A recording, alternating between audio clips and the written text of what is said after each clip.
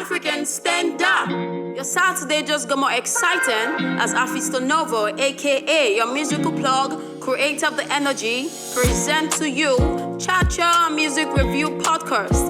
Whether you're from Ghana, Nigeria, South Africa, Kenya, Tanzania, Benin, Lesotho, Botswana, Rwanda, or even in the diaspora, Cha-Cha Music Review Podcast is your guide for the newest African sounds.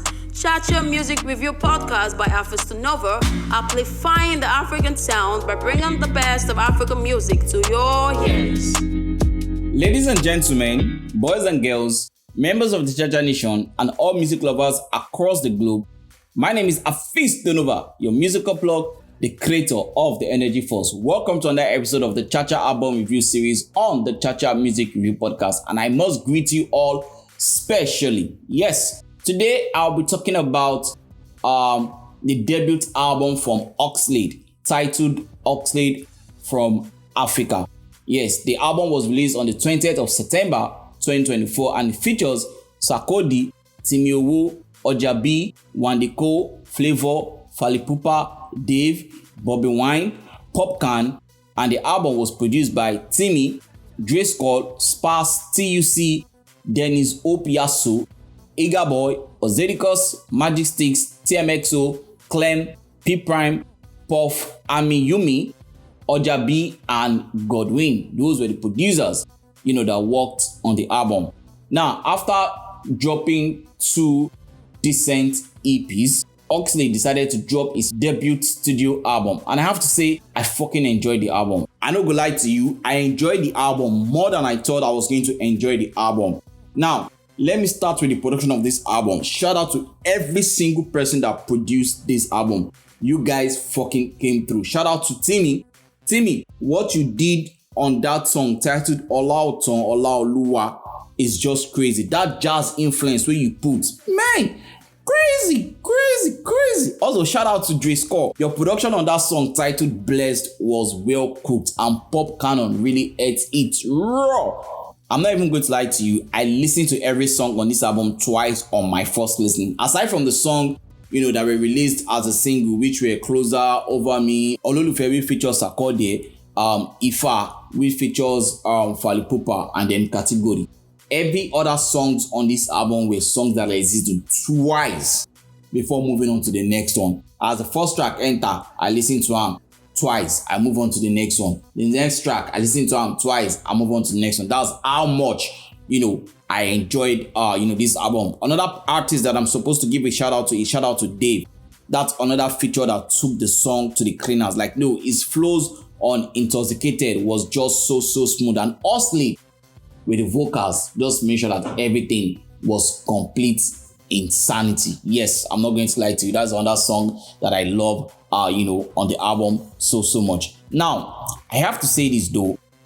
When I listened to the intro of this album, I said to myself, Oxlade is about to set himself up. And if I'm being honest, it did set himself up. Now, the intro of the song started with the old EndSARS, protest that happened in Nigeria. For those of you that don't know what EndSARS means, the EndSARS is a protest that, happened in Nigeria in 2020, where the Nigerian youth came out to protest against a department of the police force, which is known as SARS, for their police brutality and, injustice against, the youth. And hence the name SARS. They want the whole police department to be scrapped and all of that. Now, a lot of things happened, but I'm not going to talk about that. I'm just talking about what Oxlade did with the intro, of his album. So there were sound bites of so many reports concerning what happened or what went down, in the protest, right? And the sound bites spoke about how his manager, Ojahbee, was being, assaulted by the police, and he was arrested and he was detained and all of that. And then towards the end, of the intro, Ugandan activist, politician, and also singer, what's his name, Bobi, also spoke about how he and Oxlade are trying to use music to inspire and awaken, the African youth, right? That was basically the intro of the album. So when I heard that, in my mind, I felt, okay, That is a very, very conscious message and a very, very conscious way, to start your album. You've brought back, a lot of pain that so many people must have, put behind or are trying to put behind or do not want to talk about because, of the incident of the EndSARS, protests and all of that. So I expected that somewhere in the album, there's going to be a song that's either going to talk about police brutality or a song that's going to talk about the current struggle of every Nigerian youth, or the song that's going to, a very conscious song that will send a message or that will pass a message, something inspiring, something uplifting, to the Nigerian youth or to the African youth, just as how you and Bobi Wine have said in the intro of the song. But I listened to the album all through, and there was not a single song that spoke about police brutality, the struggle of Nigerian youths, anything that has to do, with the situation that we are facing in Nigeria as a country or Africa as a continent, to put like that. Now, do not get me wrong. I'm not saying that, you should have done it. I'm not saying it is a must. I mean, we all know that Oxlade is a relationship type of, singer. Most of his songs are based around relationship. If it's not loving a girl, it's the girl breaking his heart or him being a playboy. Everything, surrounds relationship. So I'm not saying it's something that he should do. Be Seun Kuti, be Femi Kuti, be Fowls. So I didn't expect, or I wasn't expecting any of that from him. But you don't kick off your album with an intro so conscious, so controversial, and then you go all through the album without giving us anything to back it up. For me, that's totally wrong. And I feel like that's something the A&R should have caught. Again, that is the beginning of your album.